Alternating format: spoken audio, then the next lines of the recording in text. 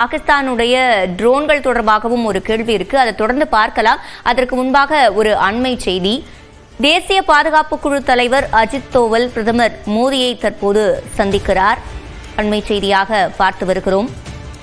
தற்போது இந்தியா பாகிஸ்தான் இடையேயான மோதல் என்பது தீவிரமடைந்து வரக்கூடிய சூழலில் பிரதமர் மோடியை தேசிய பாதுகாப்பு குழு தலைவர் அஜித் தோவல் சந்திக்கிறார்.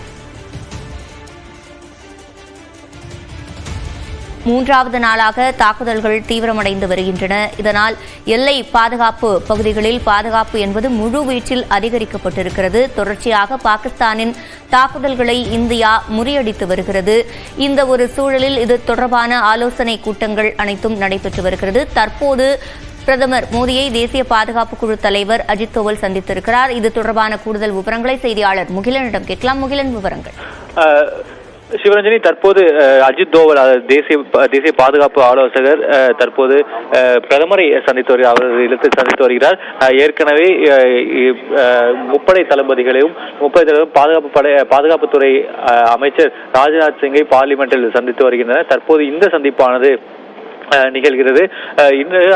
தற்போது NSA அஜித் தோவல் தற்போது எல்லைகளில் இருக்கக்கூடிய சூழ்நிலை என்ன சூழ்நிலை இருக்கிறது, பாகிஸ்தானின் தாக்குதல் எவ்வாறு இருக்கிறது, அது இன்று காலையிலிருந்து நாம் பார்த்து வருகிறோம், அது மீண்டும் அதிகரித்திருக்கிறது. அதற்கு எதிரான அந்த எதிர் தாக்குதலிலும் தற்போது இந்தியா தொடர்ந்து ஈடுபட்டு வருகிறது. தற்போது இந்த எல்லைகளில் நிலவக்கூடிய சூழ்நிலையின் விவரம் தொடர்பாக பிரதமரிடம் விவரிப்பதற்கான வாய்ப்புகள் இருக்கிறது. சிவரஞ்சனி, நாம் ஏற்கனவே பார்த்திருக்கிறோம்.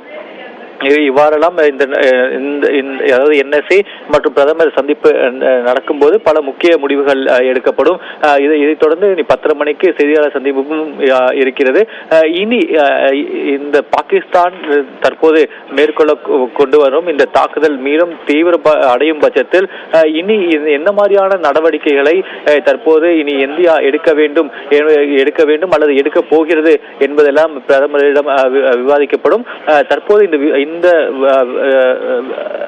தாக்குதலானது தொடரும் பட்சத்தில் இந்தியாவும் தனது பதில் தாக்குதலை பல மடங்கு தீவிரப்படுத்துவதற்கான சாத்தியக்கூறுகள் அனைத்தும் இருக்கின்றன. சிவரஞ்சனி, முகிலன், அதே போல ஒரு கருத்து தற்போது கூறப்படுகிறது. பொதுமக்கள் இருக்கக்கூடிய பகுதிகளில் தாக்குதல் செய்ய முற்படுகிறார்கள். இதனால் இந்தியா தற்போது இருக்கக்கூடிய டிஃபென்சிவ் மோட்ல இருந்து அஃபென்சிவ் மோடுக்கு போக வேண்டியது முக்கியம் என்று, அது தொடர்பாகவும் இந்த சந்திப்பில் முடிவுகள் எடுக்கப்படும்.